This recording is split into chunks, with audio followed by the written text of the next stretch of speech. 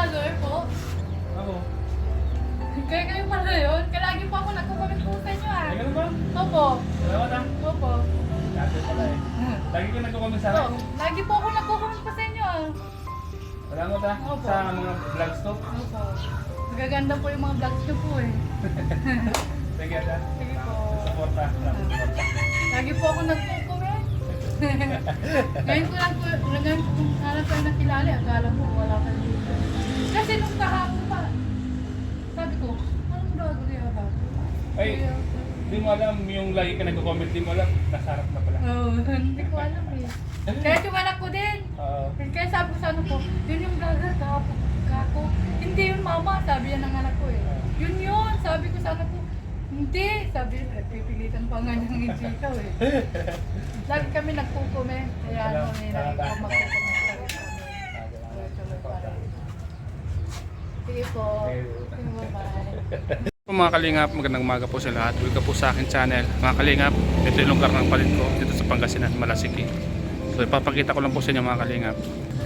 Ito po yung lugar niya dito sa Don Pedro, Malasiki, Pangasinan. Dito po siya nakapangasawa. Dito po siya nagkaroon ng pamilya. Ako dito siguro 20 years nang nakakalipas dito. Dahil mahirap ang buhay, bibihira po kami magkita-kita nito. Malayo na rin po kami, magkakapatid, magkakaiwalay. May sa Bisaya, may sa Legazpi, may sa Laguna.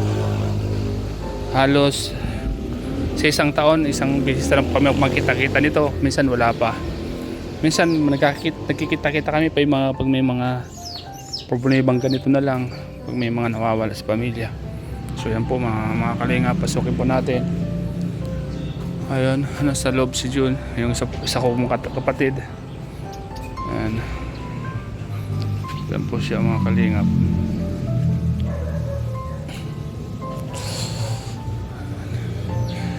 Hindi na naipayos si Kuya Willie yung bahay niya, ano? Hindi na naipayos ni Kuya Willie yung bahay niya. Sabi sa akin, kung mag-retire daw siya hindi na ano eh. Nasilap na siya eh.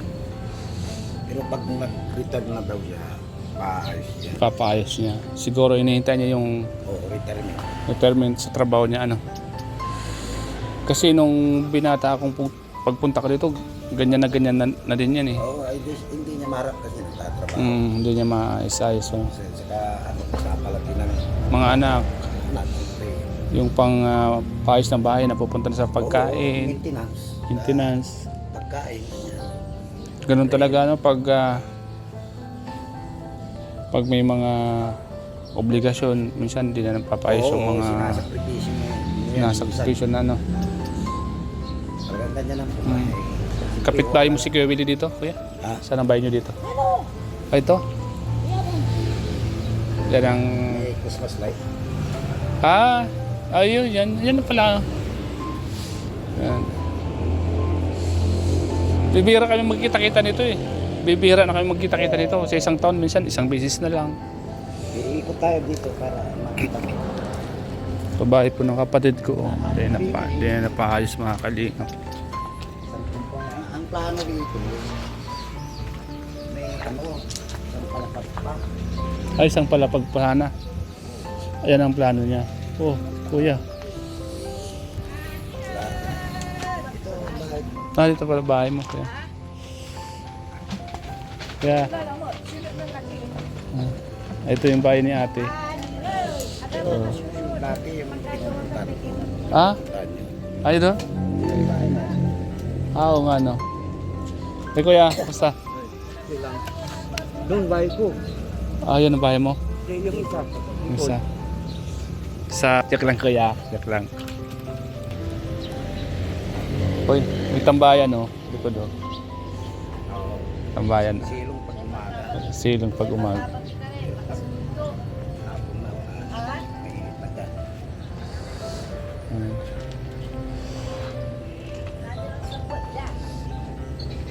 Akala ko itong likod, akala ko parang gubat na, pala ano, Pag nandun ka na sa gilid, ano, parang makikita mo pag nandun ka sa gilid, ano. Malinis pala dito sa likod, oh. Eh, dati, wala pa yung... Ngayon, siyempre, dumadami na yung tao, dumadami rin yung tirik ng bahay. Kaya nga po. Dati wala pa to dati. Oo, bahay namin, taas pa yung sawali pa. Oo. Yun ba yun? Dati? Na ano na rin, Na- nabago na rin, kunti. Kasi pag nagbabagyo baga, yan ang iniisip natin. Oo, Kailangan pag yung nagbagyong yuwan, yun ano yung hero dyan, linipad. tinanggal, oo. Hmm. Dami na tumba. Di ba kapatid ka po ni Wangcho, ano? Kapatid ka ni Wangcho. Kaya kamukha mo si Wangcho. Saan ang bahay nun? Ni Wangcho. Nasa lipa.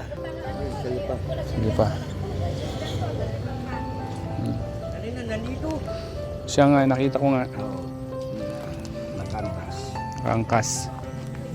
Kasamang bata. Yung mga kalinga po. Hindi na po napayos ng kapatid ko at daming obligasyon sa buhay. Hindi, yung mga anak na lang. Oo. Sa mga anak na lang niya. Oo, Basta hanggat may buhay, may pag-asa yan. Oo, tama. Hanggat may buhay, may pag-asa talaga. Siya lang ang siya lang ang nagpaiwalay. Siya yung Kung tuloy-tuloy sana yung buhay, o tuloy yan. siya yung nagpadala na eh. Oo. Bumigay na. Saka yung sakit niya, hindi siya ordinaryong sakit. Pang mayaman.